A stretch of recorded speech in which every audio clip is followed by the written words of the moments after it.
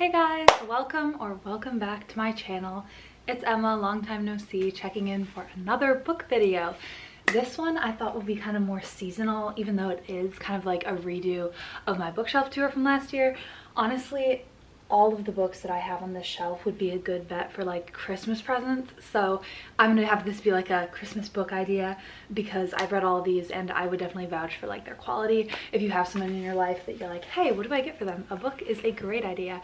And without further ado, let's get into it, my bookshelf collection. So as you can see, I do have this like top shelf. We're just gonna be ignoring that. That's all my like CDs and just like music for my car and my CD player. But we're gonna start on this shelf, and I have some like children's books type things over here. I'll take them all out and show all of them to you and just kind of give a spiel about who I think would like this book. So my first one is an actual children's book, and this was given to me a while ago but by my neighbors, and honestly I still really appreciate it. It's called What Do You Do with an Idea?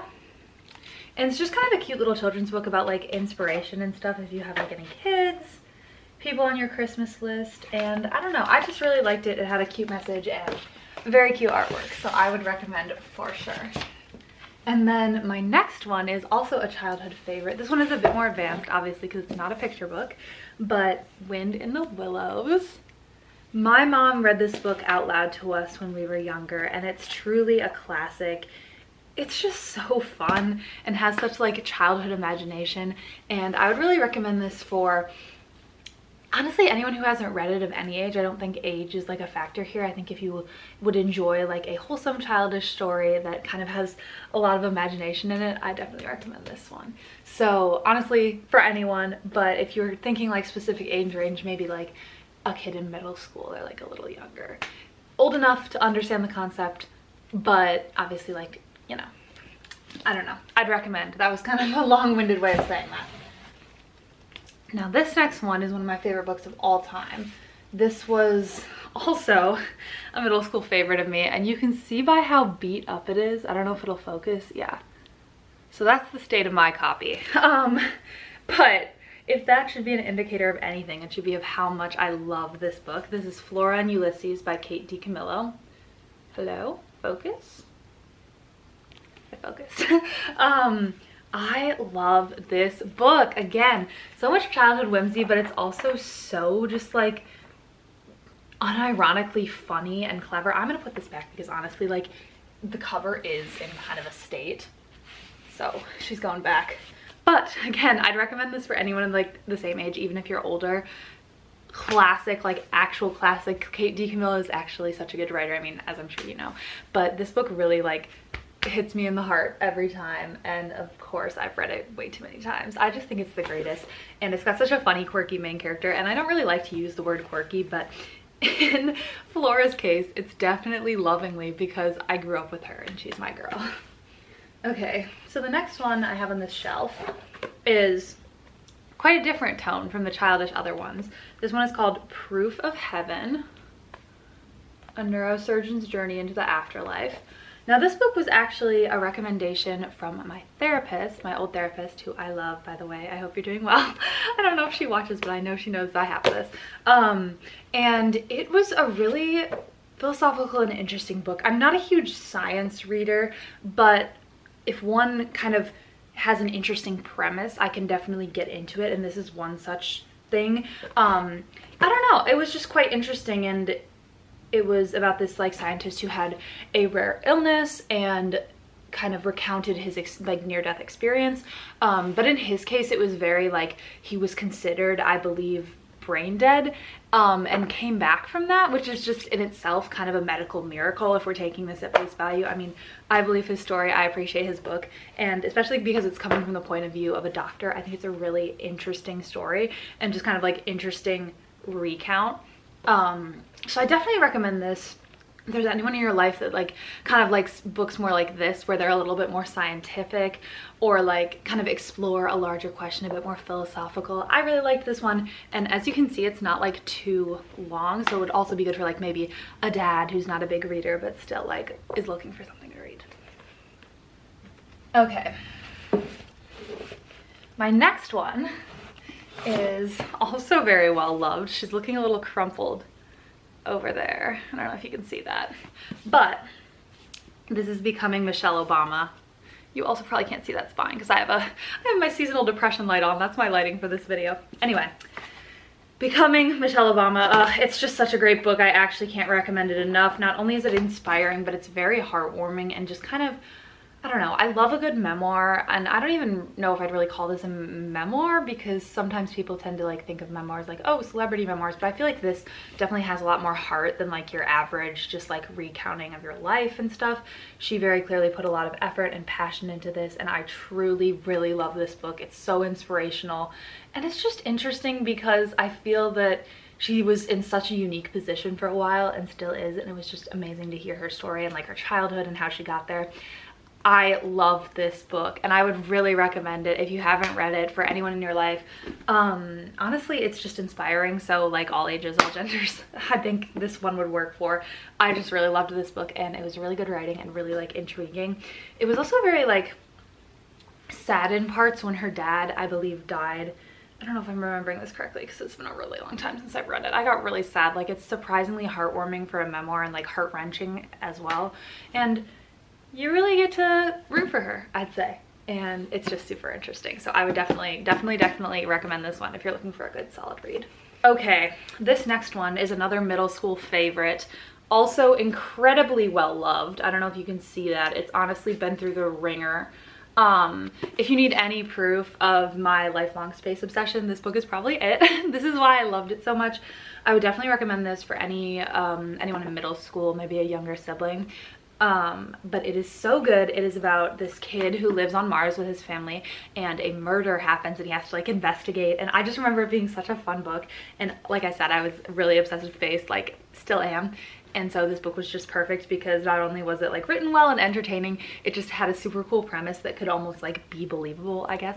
So I would definitely recommend. I know there are a few other novels in this series. I did get one of the other ones and read it, but I'd definitely say that like this first one is the best one for sure. Now I am skipping over a book because although every single book on this bookshelf I have read minus one, which is my grandfather's copy of a book, so I can't really speak to that one, but we love it anyway. All right, next one. Oh my god, dystopian favorites. This one is also so well loved. This is how you can kind of tell that all the books on my bookshelf are ones that I like truly enjoyed and are just like representative of certain points in my life because I read them so much. This is a huge, like, if you're a fan of the Hunger Games, Divergent, any of that sort, but then like it also has a fantasy element, which I think is really interesting. So if you're a fan of any type of fantasy book as well, I would also recommend this. It's about a world where like it's kind of like a dystopian slash fantasy world where people are separated by blood, and the silver bloods have powers and the red bloods don't. But then like this girl, the main character, Red Queen, comes along and is this anomaly who is a red with powers. And it's just this really interesting like dystopian kind of dynamic where it's obviously this like unfair system, and there's the tension with that, but then also the tension with the main characters. You got like a little bit of romance going on and also the like fantasy element. I don't know, I really liked this. This was a big favorite. I would love to reread this actually because it's been a really long time. The second one was also very good, but it's very hard to beat a first book, and I'd say the first book is definitely still the best. Now this is a recent favorite of mine, and I'm not sure how much I've actually talked about this on this channel, but this is easily one of the best books I've read in the last 5 years. If you take one recommendation away from this video, take this. Just please trust me. I read it for my grandmother's book club, and oh my god, it like actually changed my life. Her writing style is so good. I know she wrote Hamnet, but I think like my mom read it and she said I wouldn't really like it as much, and so honestly I'm just gonna stick to this, and if she comes out with any other books, I'll definitely check them out. But this book, oh my god, the chokehold it had on me. The writing is amazing. Like actually I could just talk about this book for hours, and the main character, and just it's such an interesting premise. So it starts off, and this is a little bit of a spoiler, it starts off and it talks about how like it kind of gives a hint to the fact that the main character, our girl, knows she's about to be murdered by her husband, who she married when she was, I believe, 15? I don't know where it says. It might not say on this inside cover because it's been a while. Maybe I'll do a little skim because I do feel like I should give an accurate, because I loved this book so much. Yeah, okay. So kind of like the synopsis, the hook, if you will, is that in 1560, 15-year-old Lucretia di Cosimo de' Medici left Florence to begin her married life with Alfonso II di Este, Duke of Ferrara. Yes, less than a year later, she would be dead. The official cause of her death given was putrid fever, but it was rumored that she had been murdered by her husband. And so that's the hook, and it is such a good book. It kind of takes you like through her childhood and up until then, but then it also has these like flash forwards, and I don't know, I really love this book. Some of the ladies in our book club had the opinion that it was a little tragic, but honestly, I think that it has just the right amount of tragedy and heart and still has that little bit of hope at the ending, and I love this book. This is like, it's just on another level. It deserves to be on the shelf. It deserves a shelf of its own, and I would really recommend it. Again, this is The Marriage Portrait, I don't know if I ever said that out loud, by Maggie O'Farrell. Pick this up. As for like people I would recommend it for, again, anyone, but especially if you like historical fiction and like really, really well written historical fiction that still has like a little bit of literary element to it, because obviously it's like fictional. This is the book. I can't recommend this enough. Okay, I have to stop talking about this and move on, but yes. Okay, this next one is also a recent add, and I was contemplating adding this to the bookshelf because I don't know if I said this in the beginning of the video, but like getting on the bookshelf is a hard task. You only get added here if you are like a really good book, in my opinion. So this is like my curated selection. I have a whole other bookshelf and like place where I keep all the rest of my books. Trust, this is not all, but these are like the top quality in my opinion. So, like I said, I was not sure if this one would make it on it. This is The Invisible Life of Addie LaRue by V.E. Schwab. And I know this was really popular on like Book Talk a while ago. I picked it up a little bit later than that, but I, again, was very interested by the premise. It kind of is like, I don't even know how I describe this one, because you could characterize it as like fantasy, but it also takes place in reality, so not really. You could characterize it as literary fiction, but also there's like I said, some kind of like fantastical and magical elements, so I don't really know if it would be considered that either. On the whole, it's kind of an enigma, but it has this really interesting premise where it's about this girl who gets forgotten by everyone that she meets, and she like obviously goes through life for like many centuries and years, and then she finally meets someone who remembers her. Dun dun dun. It was really good. I don't know, the first part of it I was kind of depressed while reading it, but honestly like the end and just like the tie-up of all of it was perfect, and the ending left me so satisfied that like I just couldn't help but put it on the bookshelf. I definitely recommend if you're a lover of like fantasy or just like any book with an interesting premise. I think I wouldn't even categorize it as fantasy, like I already said, because it takes place in real life, like it's set in the real world. So, The Invisible Life of Addie LaRue, I would recommend. Okay, these next two come in a package, and we got Warcross, which I have talked about so much on here. I think I did that in like my old favorites video when I like read bad reviews of my favorite books. And then the sequel to Warcross, Wild Card. Now the reason why I have these together, where with some of these other books I don't really have like the sequels on the bookshelf, is because I think that the sequel, it's just a perfect like duo. I think that oftentimes authors do like trilogies and stuff where it's not really needed, and this is a perfect example of like a good, I think it's called duology. I don't know if I'm right about that, but these books, the chokehold they had on me, the chokehold they still have on me, the plot twist, the characters, the everything, the sci-fi of it all. I just think it is such an engaging world, so cool, such good writing, and just like great everything. Okay, I turned my seasonal depression light a little bit down because it's kind of washing me out. Like I don't really look like that, but honestly I don't really have a better option for lighting, so we're just gonna have to roll with that. Anyway, back on to the best books ever. I love these books. Okay, so the premise, I should probably do the premise. Like I'm just getting caught up in how much I love them. So this teen hacker who's kind of like fallen on hard times, her dad died, and she's like a delinquent running like undercover jobs for just like shady people, getting whatever money she can.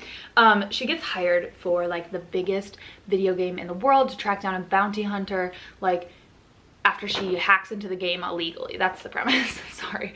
And it's just so good, and it has all these like very real elements that when I read the book I was kind of like, oh, that's very like fantasy of them, but definitely like it also has components that have like come to the forefront of just like everyday life, like how powerful is technology? How much do we allow it to be engaged in our lives?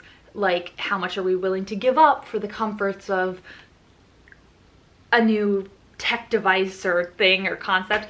Yeah, it just has a lot of really interesting questions, but also just like that classic YA charm with a like very interesting protagonist, and then like a little bit of love, a little bit of stuff going on, and just such an interesting premise. And I also really like this because the love bit doesn't really take the forefront, and I find that it has a tendency to in other YA books, and I think this one, or these two, did a very good job balancing that, especially with the plot twist at the end of book one, which I'm not going to talk about, but I love. And of course, this is also very like well worn. I don't know if you can see that.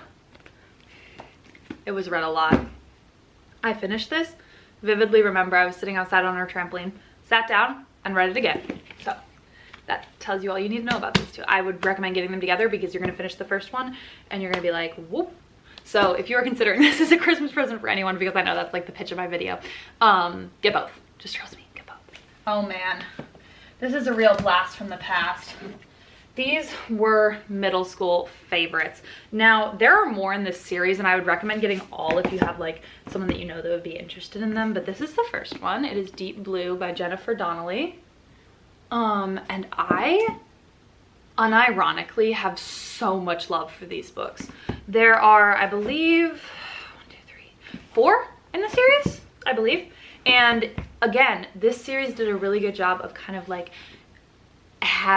having an appropriate amount of content in all the books. Like none of the books felt like they shouldn't be there. I know 4 is a bit more than like 3 or 2, but definitely felt like they were all worth it. I think there's a 5th actually. I might be crazy. I read all of them, I own all of them. They're just not on the bookshelf because they have gone, some of them have disappeared.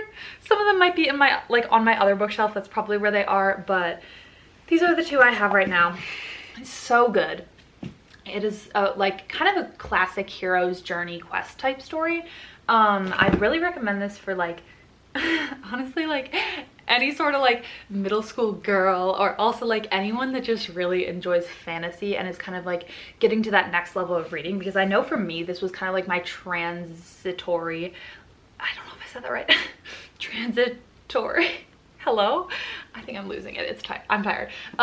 This is like my transitory book in between like really short like Flora and Ulysses type books. Not that Flora and Ulysses is bad, that's a bad comparison, but you know what I mean, like elementary school books to like the middle school YA world of reading. This was very much like my transition, so I'd recommend this like as a present to any like one who's kind of in that transition phase, anyone who enjoys fantasy, and anyone who's just looking for like a really immersive world. Also, I found the world building in this so compelling, and I don't know, it just really hit all the right places, and all the main characters were so unique and different, and there were very few moments where I felt that the book was dragging or slow, if any. I can barely remember any, and I'd really recommend the Deep Blue series. Like actually 10 out of 10 would recommend. I know I'm gonna be like, Emma, how are you possibly recommending like mermaid books to your audience? You're literally about to go to college, and trust me, I know, but the chokehold that these books have over me is actually like not even ironic, and I would unironically recommend them to you guys. Oh man, this one is the classic of all classics. I believe it, yeah, it's really gone through some wear and tear, guys. This is, if anything, being kept for sentimental reasons because it's our old copy. The spine is basically falling apart. The book is in about 3 pieces right now, I believe, but this was read to death by my family, The Trumpet of the Swan, and it is such a good book. Something that I surprisingly loved about this book was the humor. Well, not surprisingly, because E.B. White's a great writer, but the humor in this book was so good. It was so entertaining, so engaging, so endearing, and just like a true classic. It may not be like the highest, most complicated literature, and sure, it's short, but honestly, whoever you are and wherever you are, if you haven't read this book, I implore you to get on it because it is so good. It is about a trumpeter swan who is born dumb, I think is what you call it, like at least that's what they called it in the book. I don't know if that's the correct term, but he's born like without a voice. He can't make noise, and it's basically the story of him and his, I believe this is on the back, yeah, and his dad like crashes into a music store, steals him a trumpet, and he has to learn how to play the trumpet to like gain the love of his life. And there's this human element as well because the like human protagonist is he like camps up north where the swan Lewis is born, and so many good things to say about this book. Please, please, please, please, please, if you haven't read it, get this book. This poor thing has been through the ringer, but if that should tell you anything, it should tell you how good it is. Truly so good. Okay, this next one is also a big classic. Trump to the Swan was our ultimate classic, but this was a pretty close runner-up. This is Mrs. Frisbee and the Rats of Nim. I don't know if it's focusing, but there she is, the little mouse. It's definitely not focusing. There we go. Took long enough. No, sorry, that was rude. Okay, this is also a great children's book. It's about Miss Frisbee and her children who have to move immediately because, okay, so basically they like live in this cinder block on this field and it is going to be plowed soon, so they have to like evacuate their house and leave. But one of the like mice kids, this is a children's book by the way, so like take all this summary with a grain of salt, I know, but it's so good. So they have to vacate their house and they are offered help from this like advanced society of rats called the Rats of Nim.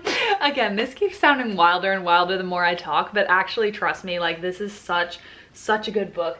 It reminds me of another classic that I don't have on here. I wish I had the copy. I think my mom has it, Despero, which is also a family classic, but such a good book. So interesting, just like good children's book material. If you have kids, read this aloud to your kids and raise them right. Like, I don't know what to say, but I really recommend this book.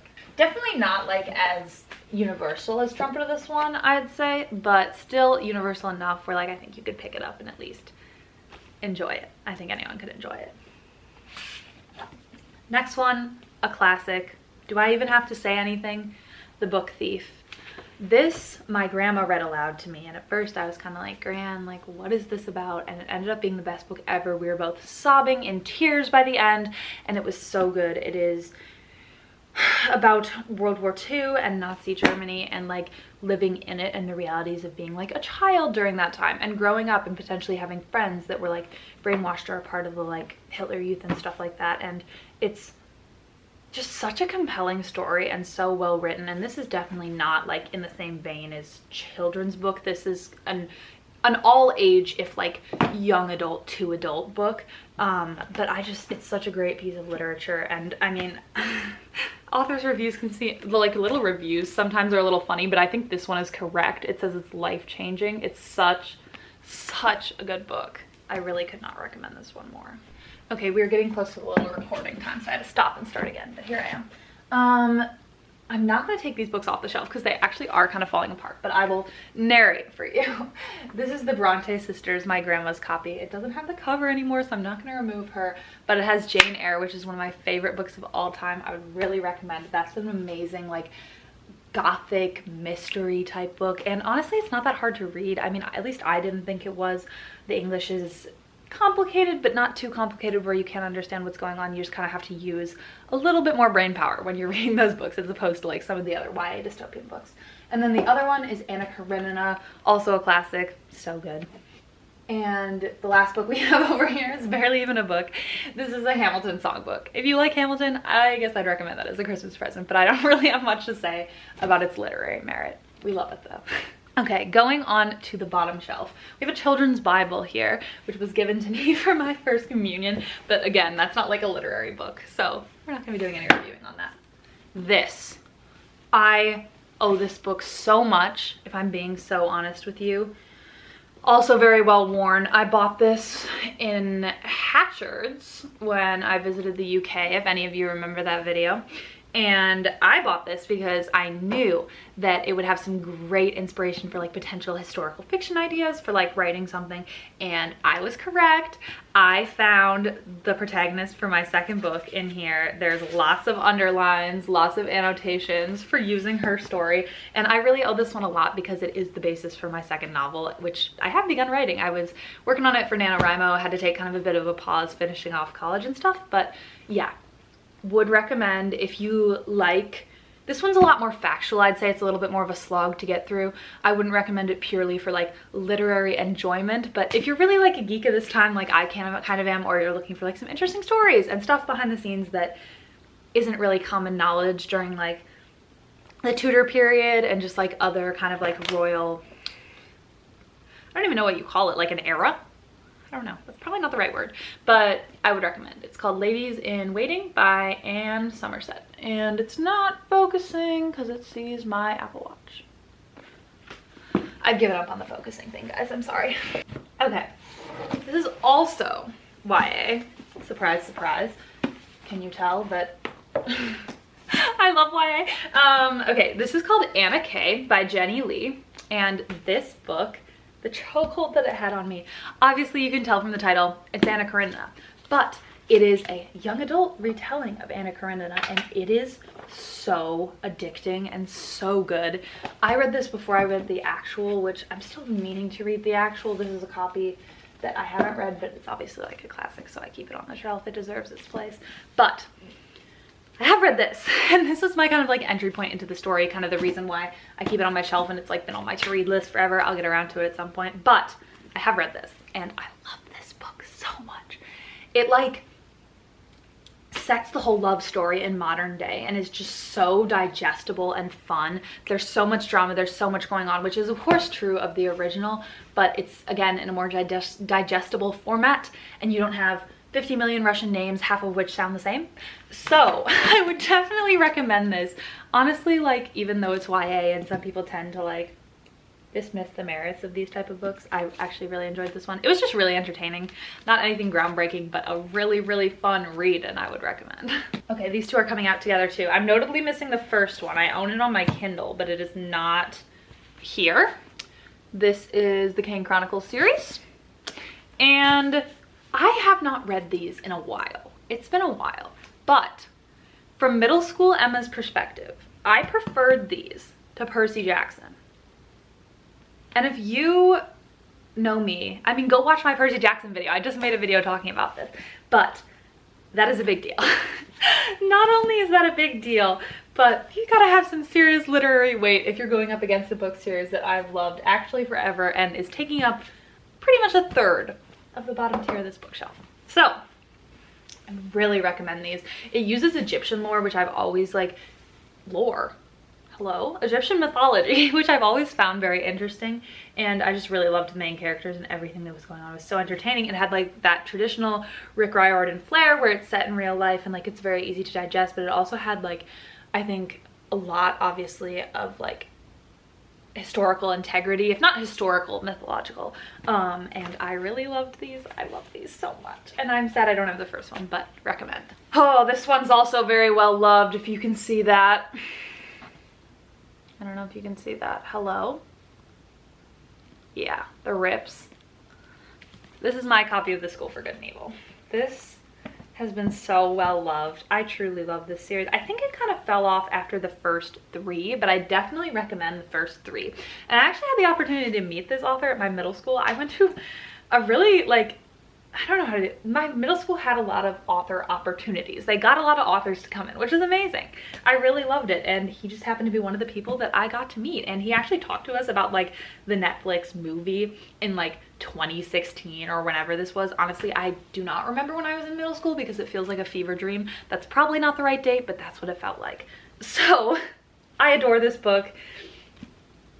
It just has so much heart, and I think something that the movie lost a lot of, if you've seen that, because I know that's like a more pop culturally like relevant piece of media related to this series. It lacked a lot of the heart of the original books. There was truly a lot of like friendship and camaraderie at like the heart of these books, and as someone who, I don't know, sounds cheesy, but I really love my friends. Like, I'm someone who has always really appreciated my friendships. That's a better way to say it. This book kind of like really rung true for me, and it also just has so much enjoyable world building and like fantastical elements. It truly is such a fun time, and I definitely would recommend the book more than the movie. If you read the movie and you're kind of like, whoa, I know I've been talking for a while. If you've watched the movie and you're kind of like, Emma, really? Just trust me and give the book a shot. I definitely recommend this for anyone, especially people who like fantasy and just like middle schoolers, probably. Okay, this is another recent one. I love this book, and I love this book so much for so many reasons.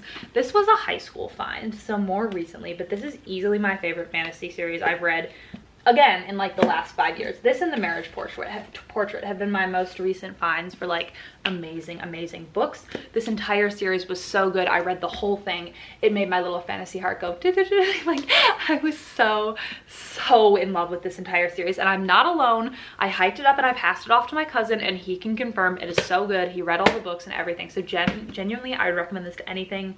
Whoa, hello again. This is how you know I'm tired. Can you see it's dark outside?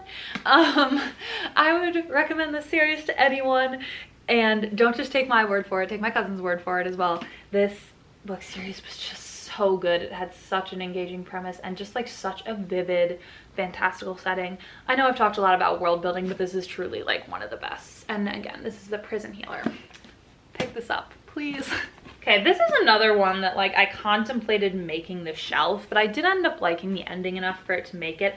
I don't know how long it'll stay on the shelf, but it's here for now. And this is If We Were Villains by M.L. Rio. And it is about like these theater students at, I believe, a boarding school or college. Yeah, I think it's like a college or university. And one of them dies, and it's like this recount while they're putting on this play, and then the person dies, and it's like really intertwined with Shakespeare, and it has like a lot of Shakespeare references, and I just thought it was really enjoyable. I like a good mystery kind of like murder novel when done well, and I thought this one was done really well because it also had like that literary element that kept it engaging, and also just like an interesting premise of like the characters being actors, and then because of that some of them are like, sounds stupid, but really good at acting. Like they're good at hiding their emotions, so you never know who's lying. And it's just, I remember really loving it. I don't remember too much about it now because I read it, I believe, 2 years ago, but I definitely would recommend this one. Oh boy. Oh boy. Now, this one's missing its cover. That's how well loved these are. I'm just gonna hold these up and then put these babies back because I'm worried about them, but there they are. Very well loved, as you can see. This was another jumping off point for my like middle school literature phase. It really kept me reading and was just, it was just such a foundational book for me. I don't even know, it wasn't even middle school, it was elementary school. I was reading this in elementary school because I remember my friend and I discussing it in detail, and I truly loved this series. It was so much fun. So many like quirky childhood references, but also just like the fairy tales and the reimagining of the world is so good, and how the characters also like grow up with the books. Because I was reading this around the time it came out, I was also growing up along with the releases of the books, and because of that, it's just truly something special. I think that this is something that a lot of people feel for Harry Potter as well, because they were like growing up while the books were being released. This is how this was for me. The Land of Stories lives in my heart forever and always. And speaking of Harry Potter, it definitely belongs on this shelf, but my sister stole all our copies, so that's why it's not featured. Yeah, would recommend for sure. Such a good imaginative book series. Definitely like more like middle school, elementary school age, but I really loved it, and truly it has some of the best nostalgia ever for me. All right, here we have Electra by Jennifer Saint.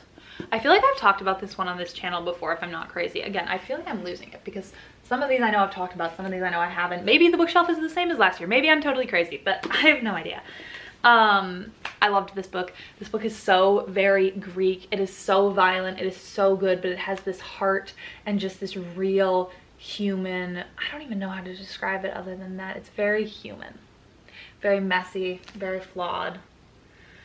I just remember loving this book so much. As you can see, it's literally like it's been through the ringer, and I know I keep showing you my wrecked books, and that's probably making some people cringe, but I genuinely am a person that tries to take care of my books.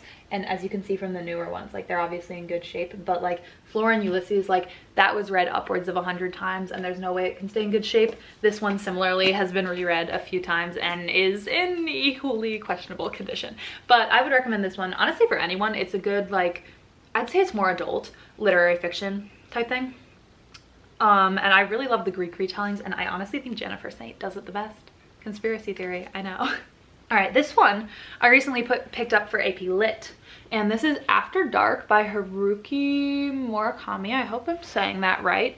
I loved this book. I loved so many things about this book. Not only is it purposely ambiguous and it like kind of is about this girl over the course of a night and it moves like with the cycle of the night, but there are just like a lot of unanswered questions and a lot of really poetic lines that it's truly amazing and a testament to Murakami's work that it can be as poignant and moving and just thought-provoking translated into English as it probably is in Japanese. Like, I'm sure it's even better in Japanese, but I just really enjoyed this book. I did write an essay on this for class and I just really love like the ambiguity and the room for interpretation. It truly is a literary fiction book in that regard, and I would definitely recommend this. This is a good like adult staple, like if you have an adult in your life. It's good for all ages, but it's definitely more of like a young adult to adult type book. Okay, I don't know how I'm gonna be able to remove these all.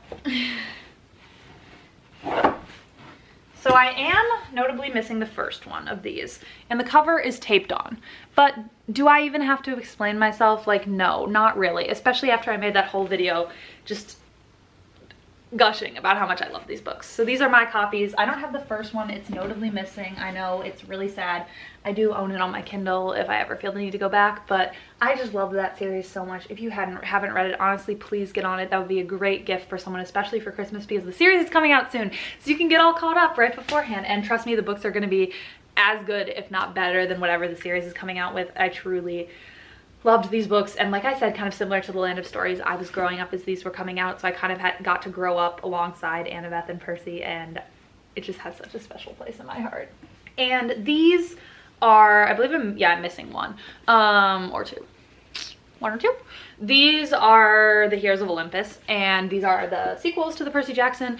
I liked these as well. They were also classics and obviously very well worn. That's how they earned their place on the shelf, is from how much I read them. Definitely not of the same, I'd say, like caliber as Percy Jackson. Nothing can outdo the original, but still a very good installment of the series. And honestly, if you get into Percy Jackson, it's worth checking them out.